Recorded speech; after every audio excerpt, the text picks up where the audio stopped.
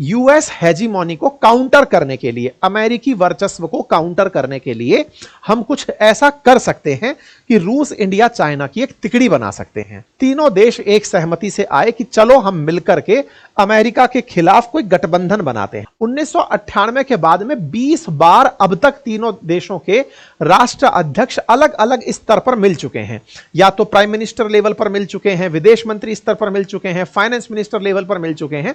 तीनों देशों ने आपस में बातचीत जारी रखी है। 1998 से आप 2025 में हैं, 27 साल का कालखंड बीत चुका है। ऐसे में 20 बार मिलना है, लेकिन अमेरिका के खिलाफ गठबंधन बनाना आसान इसलिए नहीं है क्योंकि असल में व्यापार उसी से करना है, साथ में डॉलर उसी का चलना है। दुनिया का 60% से अधिक व्यापार डॉलर में होता है। ऐसे में उसके बिना चलना मुश्किल है, लेकिन हां, फिर भी हम समझें कि हमारा दुश्मन कौन है, इस बात को लेकर के सबके बीच में बैठक हुई। तीनों देशों ने अपने स्तर पर बातचीत की। क्या ये बैठकें बाद में भी चली? बिल्कुल चली। आप मनमोहन सिंह जी के टाइम पर भी ये तस्वीर देख सकते हैं। यह वर्ष 2006 की तस्वीर है, जब ये ट्रॉयका के तीनों लीडर्स, प्रधानमंत्री मनमोहन सिंह, उधर से व्लादिमीर पुतिन थे, और साथ में चाइना की तरफ से हु जिनताओ नाम के जो प्रधानमंत्री थे वो यहां पर दिखाई दे रहे हैं, यानी राष्ट्र अध्यक्ष दिखाई दे रहे हैं। ठीक है साहब, तीनों मिले। तो क्या ऐसा था कि 2006 में ही मिले? ऐसा नहीं है। 1998 के बाद में 20 बार अब तक तीनों देशों के राष्ट्र अध्यक्ष अलग अलग स्तर पर मिल चुके हैं। या तो प्राइम मिनिस्टर लेवल पर मिल चुके हैं, विदेश मंत्री स्तर पर मिल चुके हैं, फाइनेंस मिनिस्टर लेवल पर मिल चुके हैं। तीनों देशों ने आपस में बातचीत जारी रखी है। 1998 से आप 2025 में हैं, 27 साल का कालखंड बीत चुका है। ऐसे में 20 बार मिलना और 7 बार ना मिलना, यही तो सबसे बड़ा सवाल है। और इन 7 बार में वर्ष 2020 से लेकर 25 के बीच का जो ये 5 साल है ना, ये डेड पीरियड है। असल में 5 साल से हम तीनों लोग एक साथ नहीं मिल रहे हैं। नहीं मिल रहे हैं, ये बताने की आवश्यकता नहीं है कि क्यों नहीं मिल रहे हैं, क्योंकि चीन ने जो गलवान वैली इंसिडेंट किया था, उसके बाद भारत ने ट्रॉयका से किनारा कर लिया था। और ट्रॉयका से किनारा करना और अमेरिका द्वारा उसी समय हमें दाना डालकर क्वाड के लिए बुला लेना कि चले आओ हम मिलकर के क्वाड बनाएंगे, आप इन 3 के चक्कर में नहीं, हम 4 के चक्कर में रहो, मिलकर कुछ बढ़िया करते हैं। जापान, ऑस्ट्रेलिया, इंडिया और अमेरिका क्वाड बनाते हैं, हम चाइना को पछाड़ेंगे। इन लोगों ने आपको गलवान में दिक्कत खड़ी की है, हम इसको पछाड़ेंगे। अमेरिका की जो चाहत थी वो असल में ट्राइका से छिड़कर ही बनी थी, क्योंकि ट्राइका बना इसीलिए था कि हमें अमेरिका को काउंटर करना है। ये कुछ तस्वीरें हैं जिसमें आप देख सकते हैं किस तरह से सर्गेई लेवरोव, स्वर्गीय सुषमा स्वराज जी और ये जो क्या नाम है इनका, वांग वी, ये चाइनीज विदेश मंत्री, इन तीनों को आप एक साथ देख सकते हैं। इनके बीच में कई मंचों पर पहले भी मुलाकात हुई है। ये कुछ मैं आर्काइव्स दिखा रहा हूं, वर्ष 2015 की ये कटिंग दिखा रहा हूं, जब तीनों के बीच बातचीत हुई थी। बातचीत कब कब अटकी? पहली बार अटकी वर्ष 2017 में, जब भूटान के डोकलाम में चीन के द्वारा हमारे इस चिकन नेक को बाधित करने के लिए प्रयास किया गया था। उस समय पर जैसे ही ड्रैगन ने यहां पर पांव पसारा, भारत और चीन के संबंधों में खटास आ गई थी। भारत और चीन के संबंध में खटास आई, ट्रॉयका की बातचीत तभी सबसे पहली बार रुकी। डोकलाम मामला चला, दोनों की सेनाएं आमने सामने आई, लेकिन दिसंबर 2017 तक फिर से सब कुछ सामान्य हो गया था। दोनों के बीच सामान्य हुआ तो फिर 2018 में फिर से ट्रॉयका की बैठक हुई। 2018 में बातचीत चलने लगी, इसी बीच में फिर 2020 का गलवान स्टैंड ऑफ आ गया। गलवान वैली में जो हालात हुए, उसके चलते भारत में चीन के खिलाफ बायकॉट के नारे लगने लगे। अच्छा, इस बात में भारत और चीन के बीच जब मामला बिगड़ा तो पुतिन क्या कर रहे थे? पुतिन इस बीच में पहले तो यह प्रयास कर रहे थे कि भारत और चीन के बीच दोस्ती कराई जाए, शांति स्थापित कराई जाए, लेकिन समय लेता है हर चीज। इसी तरह से भारत समेत इन दुनिया के 5 बड़े देशों का एक समूह है जिसका नाम ब्रिक्स है। ब्राजील, रूस, इंडिया, चाइना और साउथ अफ्रीका, इन 5 देशों ने एक और आपस में कंसेंसस डेवलप किया था कुछ समय पहले, यानी कि आज से 2 साल पहले, और वो ये था कि हम लोग अमेरिका के डॉलर के मुकाबले कोई नई करेंसी ले आते हैं और उस करेंसी के अंदर ब्रिक्स करेंसी जैसा सामान ले आते हैं। जब हम ब्रिक्स करेंसी ले आएंगे, उस करेंसी को लाकर हम डॉलर को बाईपास कर देंगे। डॉलर को बाईपास करने का मतलब क्या हुआ कि अमेरिकी डॉलर के स्थान पर हम 5 देश मिलकर के अपनी करेंसी चलाएंगे, जिसे ब्रिक्स करेंसी नाम दिया जाएगा। ब्रिक्स करेंसी की बात ब्रिक्स में रशिया 2024 की जो बैठक हुई उस दौरान भी की गई, जब चर्चाएं इस कदर बढ़ने लगी कि ये 5 देश मिलकर के अमेरिका को काउंटर करने के लिए नई करेंसी का विचार कर रहे हैं, उस समय अमेरिका में फिर चुनाव थे। अमेरिका में चुनाव थे, ट्रंप इस बार फिर से उम्मीदवार थे। ट्रंप ने यह मामला पकड़ लिया कि डॉलर को नीचा दिखाने का ये लोग प्रयास कर रहे हैं। उन्होंने भाई साहब चुनाव के बाद ही यह घोषणा कर दी कि अगर इन्होंने कुछ ऐसा प्रयास किया तो मैं सब पर टैरिफ लाद दूंगा। इस बीच में ब्रिक्स के अंदर कंट्रीज जुड़ते चले गए। आज 11 देश हैं जो ब्रिक्स संगठन के अंदर शामिल हो चुके हैं। कजान में 2024 के अंदर हुई इस बैठक में रूस ने भारत और चीन को नजदीक लाने का प्रयास किया।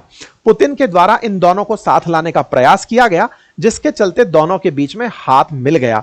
इस पर हमने सेशन 7 महीने पहले भी किया था और बताया था कि आफ्टर ऑल पुतिन कामयाब हुए और भारत और चीन का हैंडशेक करवा दिए। एक तरह से रूस को यहां पर बढ़त मिली और अमेरिका यहां पर पिछड़ता हुआ दिखा। हालांकि जब ट्रंप आए तो उन्होंने इस मित्रता के खिलाफ खुलकर बोला और कहा कि यदि तुम लोग सोचते हो कि तुम लोग मिलकर हमारे डॉलर को नीचा दिखाओगे तो मैं तुम पर 100% टैरिफ लगा दूंगा। यह बकायदा इनका ट्वीट है जो इन्होंने आते ही सबसे पहले मार डाला कि अगर ब्रिक्स कंट्री सोचते हैं कि मेरे खिलाफ करेंसी ले आएंगे तो मैं 100% टैरिफ लगा दूंगा, अमेरिका में माल बिकने नहीं दूंगा। ऐसे में हम जैसे देशों ने निकलकर कहा कि ऐसा फिलहाल कोई प्रस्ताव नहीं है, हम डॉलर का कोई रिप्लेसमेंट नहीं तलाश रहे हैं। भारत इस समय पर सफाई दे गया। भारत से यही एक बहुत बड़ी गलती हुई थी। गलती क्या हुई थी? यह कहिए कि भारत की जो साधने की नीति है कि हम इसको भी साध लें, उसको भी साध लें, किसी का बुरा ना बने। अच्छा, दुनिया में यह होता आया है कि अगर आप सबके अच्छे हो ना तो आप किसी के अच्छे नहीं हो, आपको कोई ना कोई पक्ष लेना पड़ता है। अब एक ऐसा समय भारत को भी फील हो रहा है। भारत की, मैंने आपसे उस समय भी कहा था, ऑपरेशन सिंदूर के समय पर भी कहा था कि भारत ने अपनी डिप्लोमेसी में एक बहुत बड़ा लूपोल कहीं ना कहीं ढूंढ लिया है और वो ये है कि हमें पक्षधर बनना पड़ेगा। हम जो मध्यम मार्गी बनकर चलते हैं, जब हमें मित्रों की तलाश होती है तो हमें भी मध्यम मार्ग दिखाने वाले मित्र आ जाते हैं। जैसे ऑपरेशन सिंदूर के समय हमारा परम मित्र रूस भी खुलकर हमारे साथ खड़ा नहीं हुआ। क्यों नहीं हुआ? उसने भी हमें वही ज्ञान दे दिया कि जिस तरह आपने रशिया यूक्रेन के समय पर ज्ञान दिया था कि डिप्लोमेसी डायलॉग से पीस आती है, उसने भी हमें यही ज्ञान दे दिया कि देखिए संवाद से चीजें सुधरती हैं, बातचीत कर लीजिए, क्या पता दोनों देशों के बीच शांति आ जाएगी। तो वो हमको शांति का पाठ वैसे ही पढ़ा गया जैसे हमने उसको रशिया यूक्रेन के केस में पढ़ाया। ऐसे ही इजराइल और फिलिस्तीन के संघर्ष में, इजराइल और हमास के संघर्ष में इजराइल भी हमें ज्ञान वही दे गया कि आतंक के खिलाफ हम आपके साथ दृढ़ता से खड़े हैं, बिल्कुल वैसे ही जैसे भारत ने इजराइल को कहा था कि हम खड़े हैं।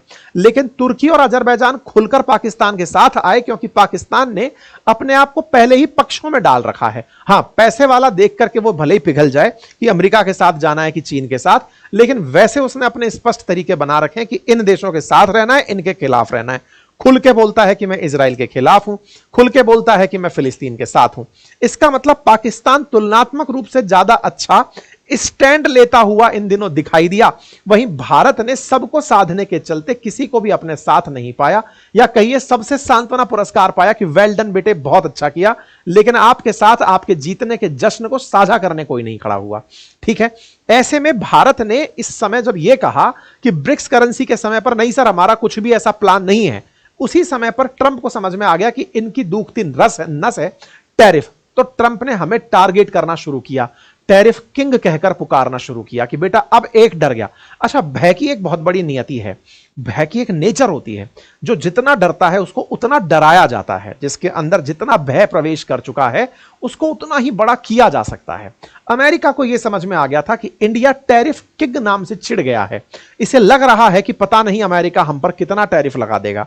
इसके चलते हम अमेरिका के हर उस दुस्साहस को स्वीकार करते चले गए। भारत को हर जगह टैग कर देना, आप टैरिफ किंग हैं, आप सबसे ज्यादा टैरिफ लगाते हैं, जबकि इन्होंने खुद कैलकुलेट किया तो हमारा नाम टॉप में नहीं था, लेकिन इन्होंने हमें फिर भी टॉपर ही कहा, सबसे ज्यादा टैरिफ आप ही लोग लगाते हो।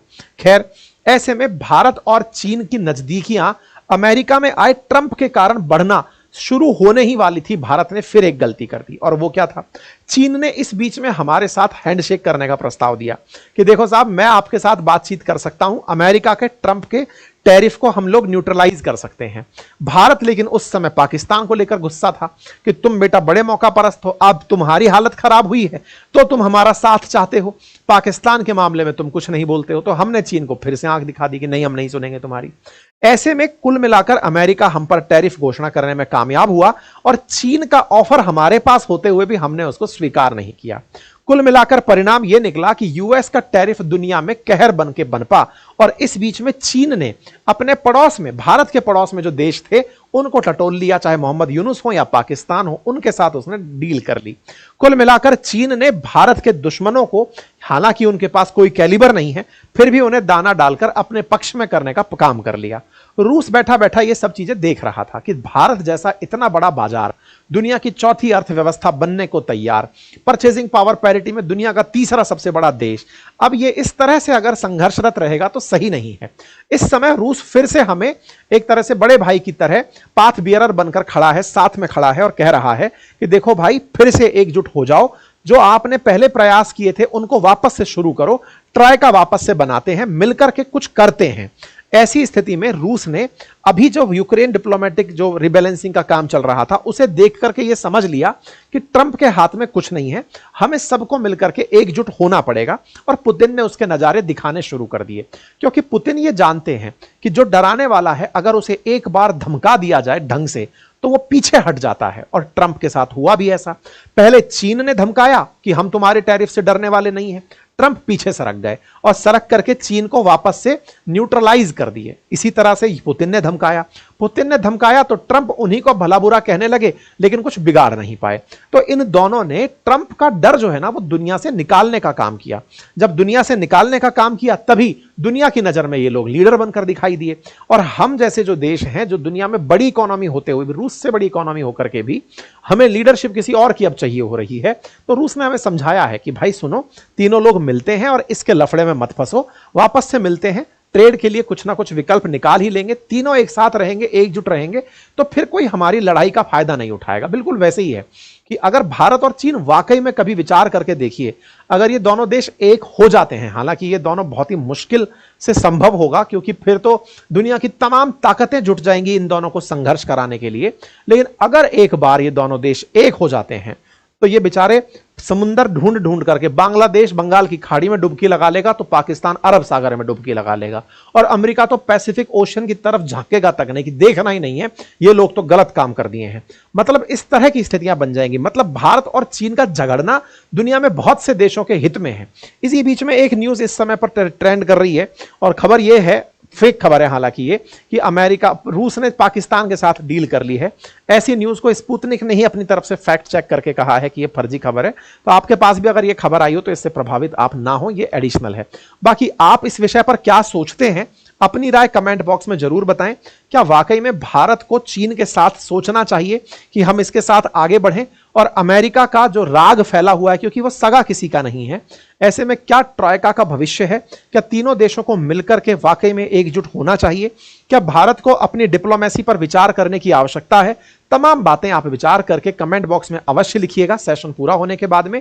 और अपनी राय जो आप लिखते हैं, ऐसा नहीं है कि मैं उसे नहीं पढ़ता हूं, लेकिन उन सब पर मैं रिएक्ट नहीं कर पाता हूं, लेकिन आपके राय को लोग बहुत पढ़ते हैं। जो आप लिखते हो ना, बहुत सी एजेंसीज आकर के आपकी चीजों को पढ़कर जाती हैं, तो अपनी राय को खुलकर रखें। फिलहाल के लिए इतना ही। चैनल पर नए हैं तो